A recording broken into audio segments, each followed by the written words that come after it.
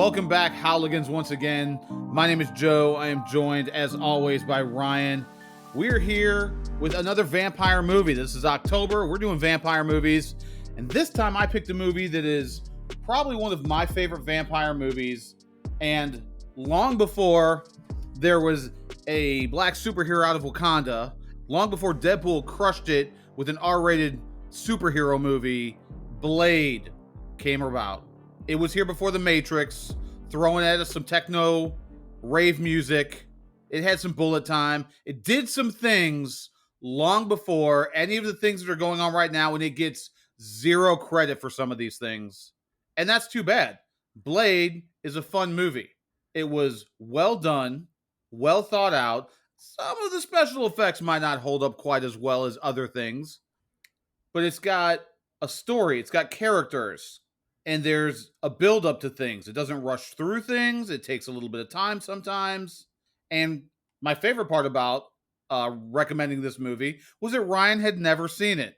I don't know how that's the case, but that was the case. So I'm dying to know, Ryan, what did you think of the old school Wesley Snipes in Blade? I don't know why I hadn't seen it before.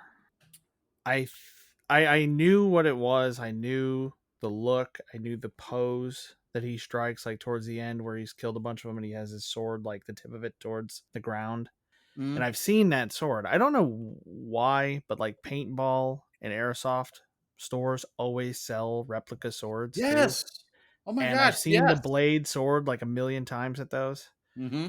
So I knew of it, and maybe it was just one of these things where it's like everybody's talked about it so much, I just don't even want to bother. I feel like I've gotten enough of it through osmosis.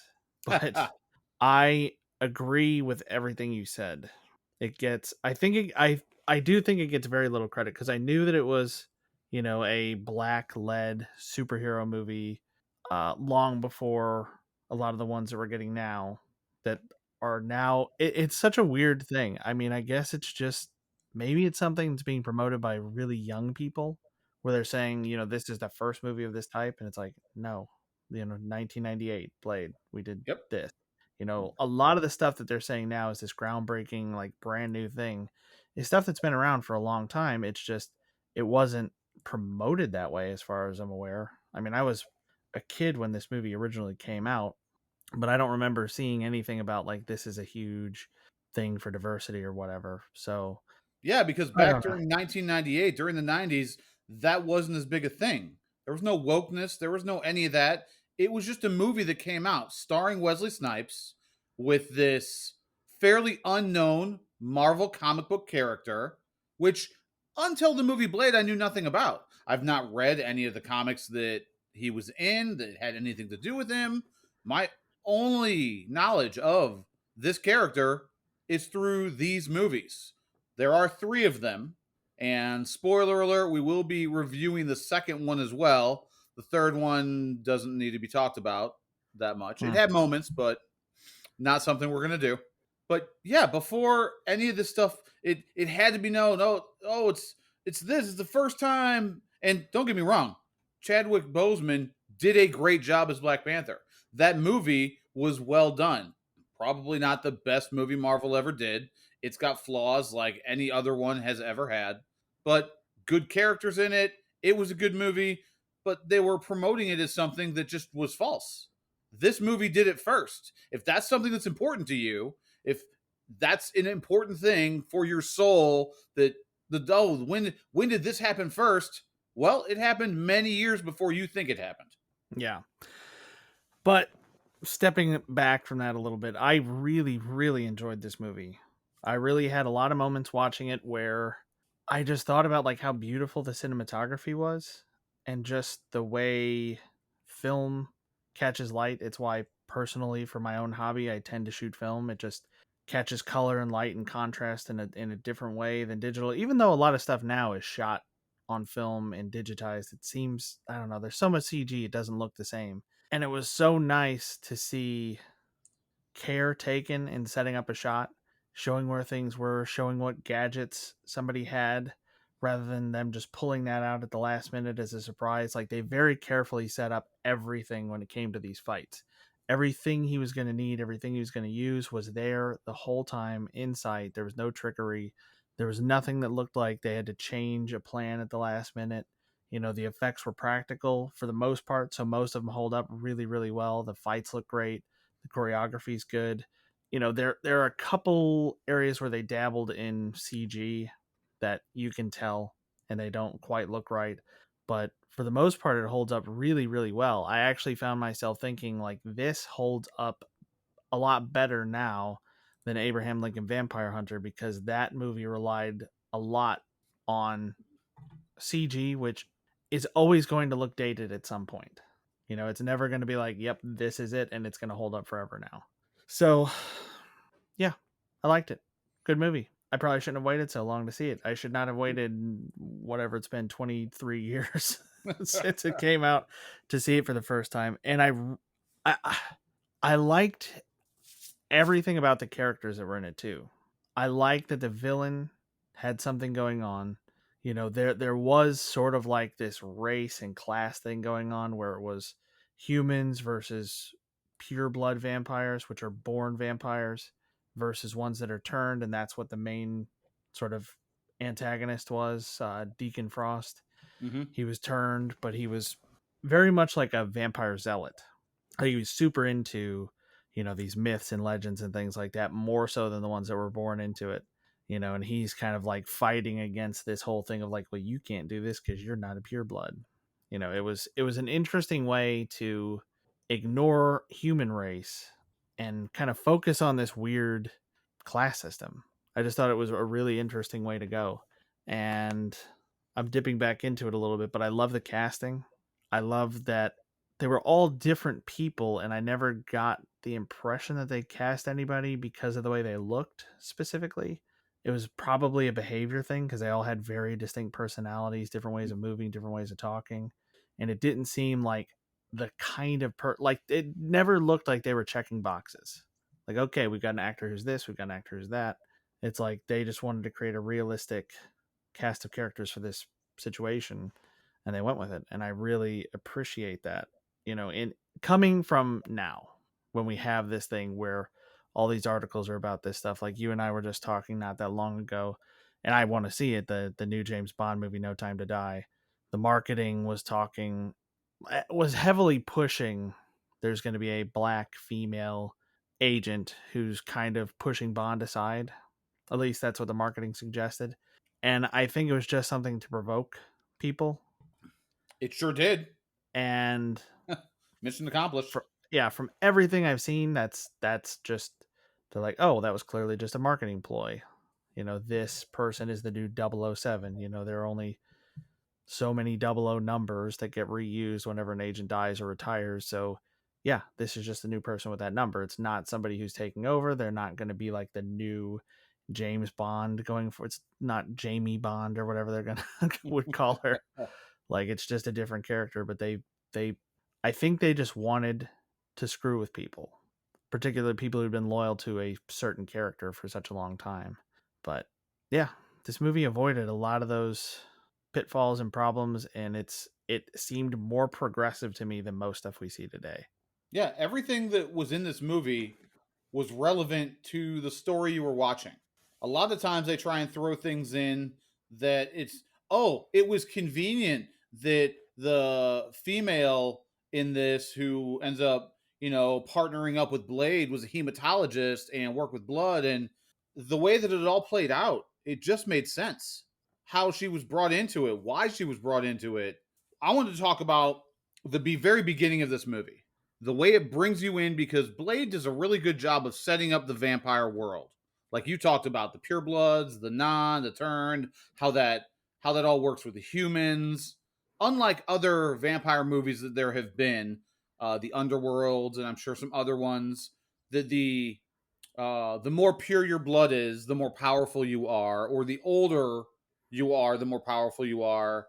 Doesn't really seem like it's that way with this, or at least they don't portray it that way in this movie.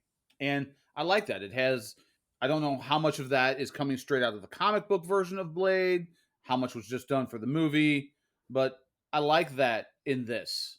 In the very beginning of this movie, the way they bring the audience into it It's this guy who's being taken somewhere by this girl, and he's just some average young man. He's trying to get laid. He's got this hot girl who's taking him somewhere. It's like, oh yeah, let's go party. Okay, yeah, I'm down to go party. And she takes him to this like underground rave thing. And right from the very beginning, she like gets him in the door, but her and the other she's vampire, her and the other vampire who lets it, they're speaking some different language. And he's like, what? Is that? And he's like looking around, like, what's going on? So they go in, and there's a big rave and a dance, and everything's going on. And she just like immediately leaves him. And he's there to be the eyes of the audience. And we're kind of seeing this world through his eyes at the outset of this movie. And I really liked the way they opened it up with in Blade for this. They're in some underground warehouse thing. They're all dancing, and then all of a sudden the sprinkler system goes off, and it's blood, and everybody they're like raving in blood, and this guy's like freaking out, like this is not right. And then all of a sudden, the vampires start changing. Now it's not like in the last movie we did, Abraham Lincoln Vampire Hunter, where they become monstrous when they do monstrous things, which is an interesting way to go about it with vampires.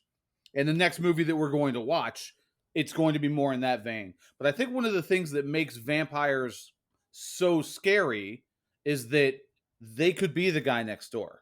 You can see them like like Blade explains to this young lady. You've probably met them and didn't know it. Things like that they can look exactly like we do. It's easy to say, "Oh, that's a monster," when you can see that they're a monster. Like if everybody who was gonna hurt children absolutely looked like, oh, that guy, I know that guy's the one who's gonna do it. Well, that's easy to pick that out. That's why it's scary, because you don't know. So whereas the last movie, I liked that about it, that they changed and when they were doing those kind of things. In this movie, it made me think about the opposite of that, why that makes them so scary. And I like thinking about that. But this opening, the guy's freaking out, and then like all these vampires covered in blood, and they're just getting ready to chow down on all these humans that they brought in, under false pretenses. And then everything like stops, and Blade is just standing there, and they're all like whispering around, oh, it's him, oh, it's Daywalker, oh, it's that. And it just slowly pans up, Wesley Snipes all decked out, and it was such a great way to introduce this character. And he's great. He's not your average superhero. He's not Superman. He's not Green Lantern. He's not, any of these nice Marvel, Captain America. He's none of that. He's just fun and funny and likes what he does, and he kills vampires. He kills vampires. He's not in it to take them prisoner or to try and turn them back. No, he is wasting rooms full of vampires. And that's what this is. And it's fun. It's a fun way to sit and enjoy the story that they put forth to you in this movie. And I just, from the outset through the entire thing, I liked most of the choices they made, how the story played out, why they decided to bring in some characters, or the little things that they would reference and then would come back much later in the movie. And it was really nice that they took the time and effort and the thought they put into it to do those sort of things. And they just don't do that in movies as much anymore. And it's a shame. This is a really good example of how fun something like this can be, how well thought out something like this can be for an idea that's as ridiculous as I'm going to be a vampire hunter. Yeah, and even when they do have some kind of line that's a callback in most movies now, there's kind of like it feels like it breaks the flow of the scene because they like linger on it. It's like, oh, did you get that? I think the one you might have been referring to is did you ever have second thoughts about us? How that line comes back. I mean, yeah, it's one of a few, but it's one that I was like, just got me. It's like, oh man, that one was good. And you didn't see it coming. No, I didn't. It was very natural. There was no like wink and a nod. Like, remember this from earlier? The thing that happened earlier? There were so many scenes that were so well done and not what you'd expect, but things that made sense to happen, that I just had fun watching this movie. Like, I was actually laughing out loud and I knew that I sounded like a lunatic because my fiance was still here for part of it while I was watching it, and I had it on the TV, but I was listening through headphones, so she would have heard me just like, "Oh man," and just laughing and making all these noises and stuff, and it was a really good time. It was a really fun movie. It's not particularly scary. It does have moments. There's a scene where, it's in the very beginning, but with Donald Logue's character, where they think he's dead and he's not, Yeah. and he just like oh man, that Character of was so Quinn, good. I believe we're talking about. Say again? Quinn was the name of the character. I think so, yeah. Yeah, that was very good. There was just a lot that was really good about it. It's a great movie, great characters, great actors. I love the relationships between all of them. I love Blade and Whistler as this sort of, it I know it shouldn't have, but it gave me like Batman Beyond kind of vibes. There's like the young guy who's like taking over, who's like dark and serious, and he's the one like going out and doing the stuff. And then there's the guy who's kind of backing him up, who can go out in the field and show up if he has to, but he's mostly there to like teach the young guy. They know how to identify a vampire, like you were saying. It's not one of these things where it's obvious who's who and what's what. But Blade knows how they move. He knows what they look like, what they smell like. Whistler probably doesn't know he knows what they smell like because he references at one point. It's like, smells like a vampire wiped its ass with this. But, he was saying, like, Whistler was saying that when he found Blade as a kid, he thought he was a vampire. He found him feeding on homeless people or whatever, and he thought he was a vampire. So it shows that there's like, there's a process for him too. He was going out, what happened to him happened, and then he figured out how to do a lot of this stuff. And then Blade joined him as a kid, and they worked together and found a way to make their arrangement better. And they cared about each other, but they never had to have like an extremely sappy moment or anything. There was one that was very like real, like it gets to you, Mm-hmm. but it's not the typical thing. Yep. They never say anything like directly to each other. Like Blade's never like, "I love you, Dad," and then has to like turn away, like avert his eyes or put his shades back on. It's they have an unspoken bond, and Mm-hmm. I appreciate that. And I also appreciated that when Whistler's telling his story, he just says what happened. They didn't have to, and it's not bad, but I think it's overused. Where every time you're explaining somebody's background and origin, they show, a whole like montage of like how this horrible thing happened. Similar thing that happened in Abraham Lincoln Vampire Hunter, which I think worked really well, is showing the origin of Henry and what happened Mm-hmm. to him. I think it worked really well, but I think for this movie, it worked equally well for Whistler to just say what happened. Like really quick. It was like a 20-second thing where he just explains what happened to him and why he's doing what he's doing. Yeah, I was getting ready to say that exact thing. That I liked how in this, because this is like a 2 hour movie. Yeah. It's not super. It's not like an hour and a half. That's jam packed. There's times in it where it slows down, and it was really nice that it didn't need to do that. They didn't need to have a whole other scene of young Chris Christopherson, who I think killed it as Whistler. Just the character that he was. He's filling up Blade's car with gas in this warehouse, spilling it everywhere as he's like squeezing it before it's even in the gas tank of this car, running down everywhere, and then he immediately lights up a cigarette, and it just, this I don't give an F attitude, but being serious about what they do when they're talking about stuff. It's not like he's joking about things. This is serious business. Mm-hmm. And that was really good. You just beat me to it. I'm ready to say that I like how, and a lot of times we don't like that, where we talked about it in Abraham Lincoln Vampire Hunter. Speed gets brought in, and it's just, well, I told him everything, and it's just a little bit of exposition that kind of moves the story forward. This was a character moment where she was learning about the history of these people that she's dealing with, and it was just well done the way they did it. It didn't have to be a big thing. It didn't have to be like the Henry reveal, which worked in that movie. I think that Mm-hmm. worked as a flashback much better than the bringing the speed thing into the group, into his team was.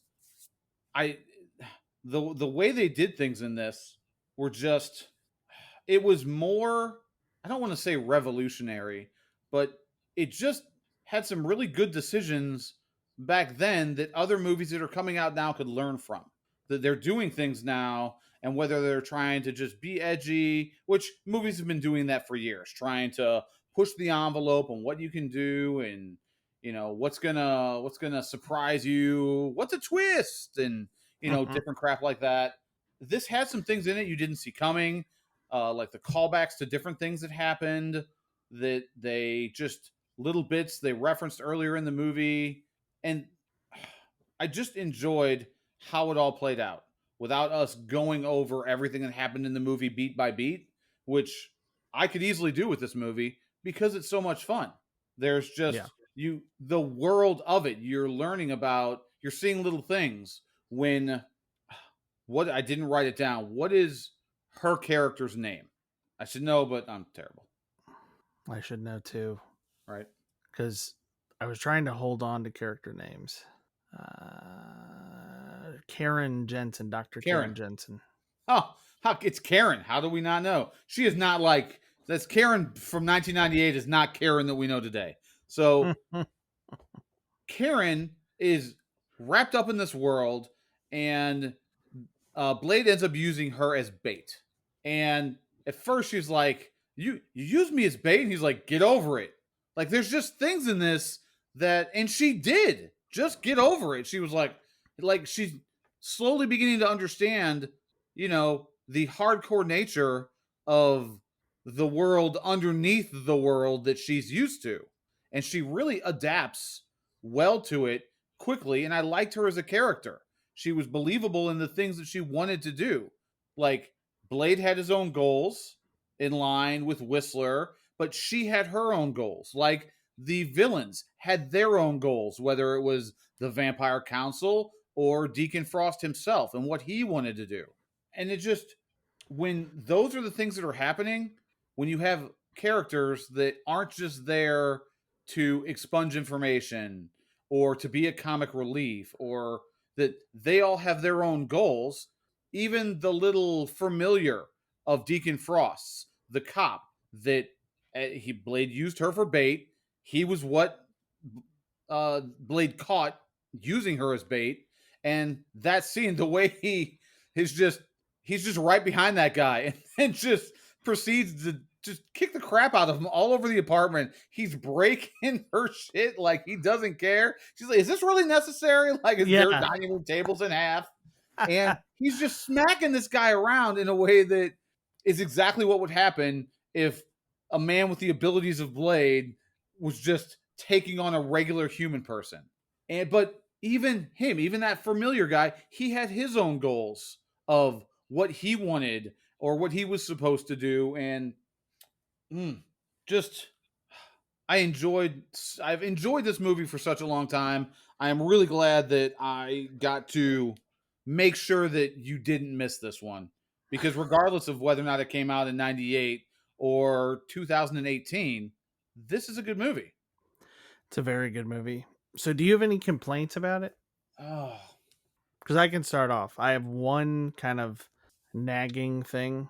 I mean, oh, okay. No, I think I have 3 total.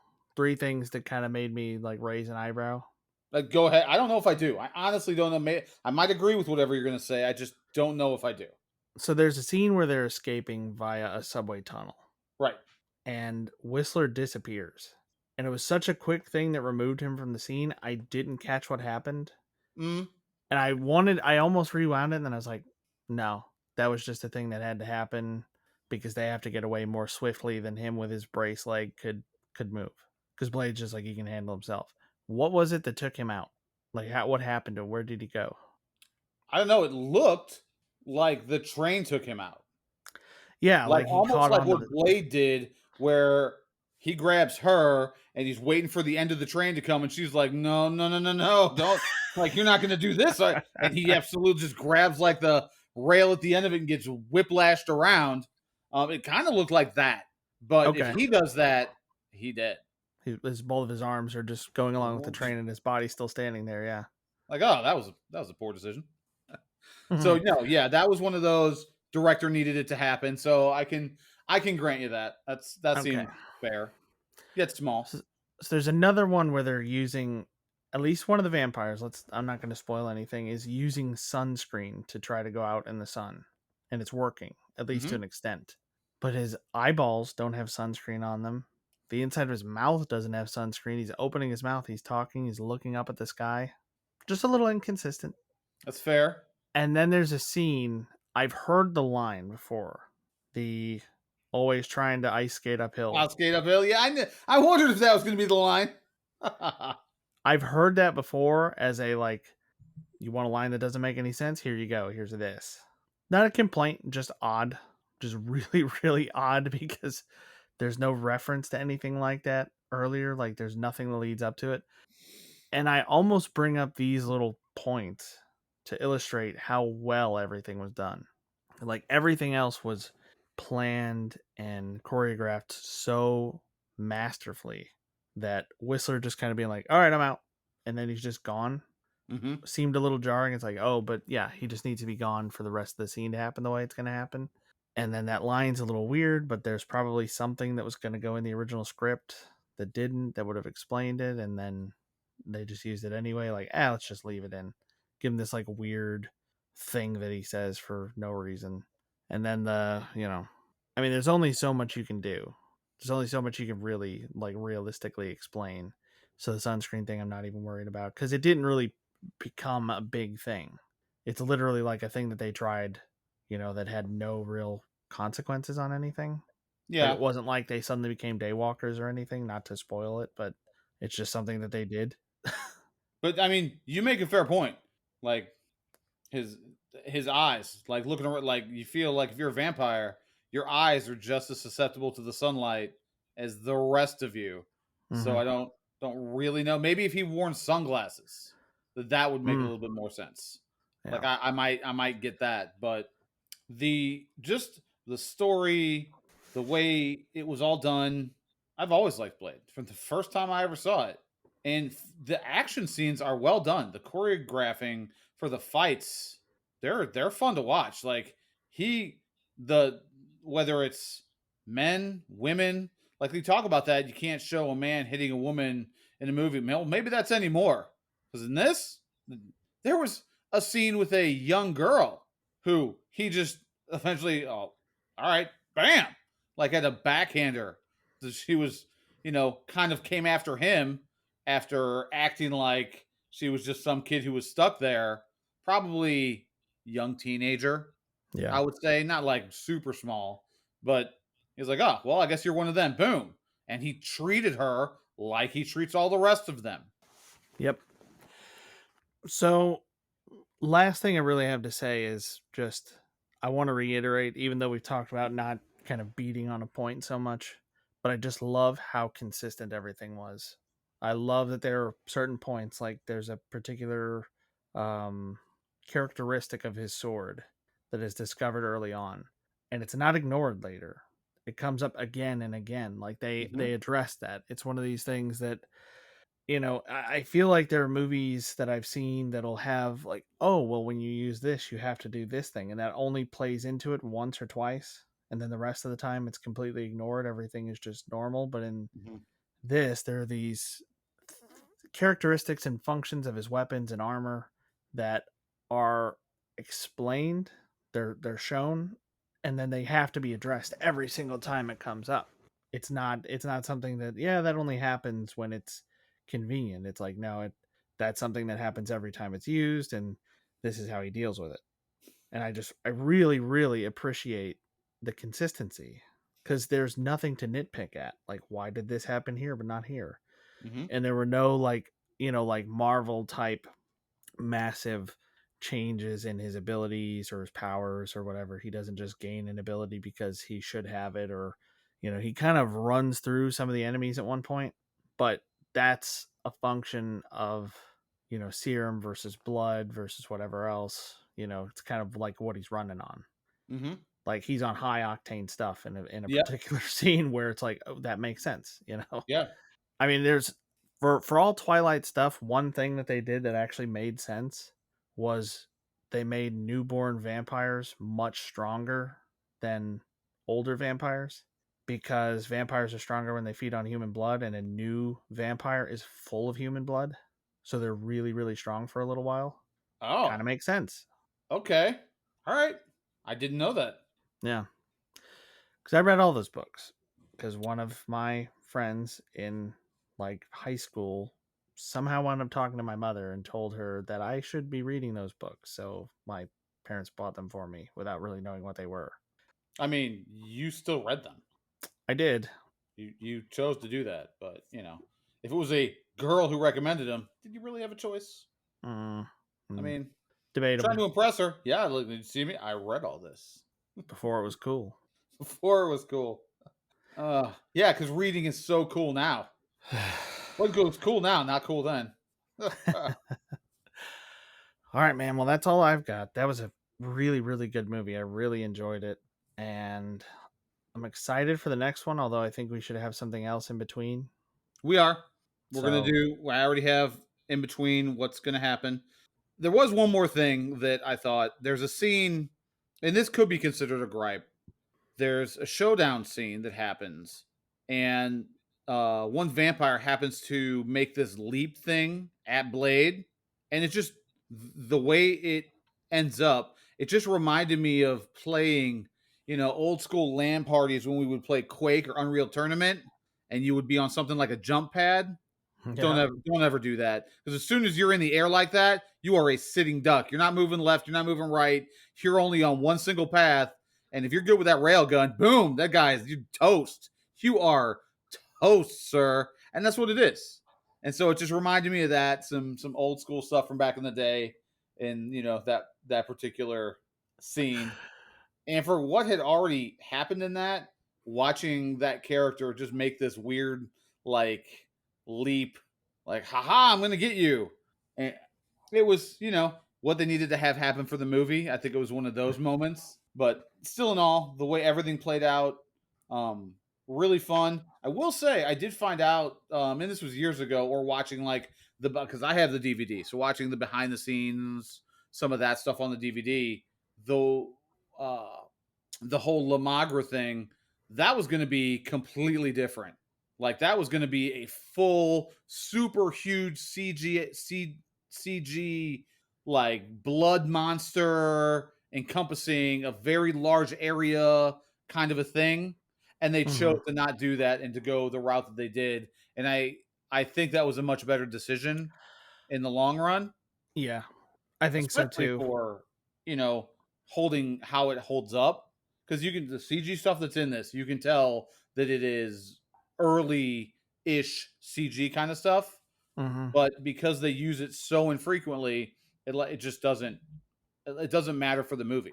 No, it didn't really have much of an impact. It didn't make it seem too dated.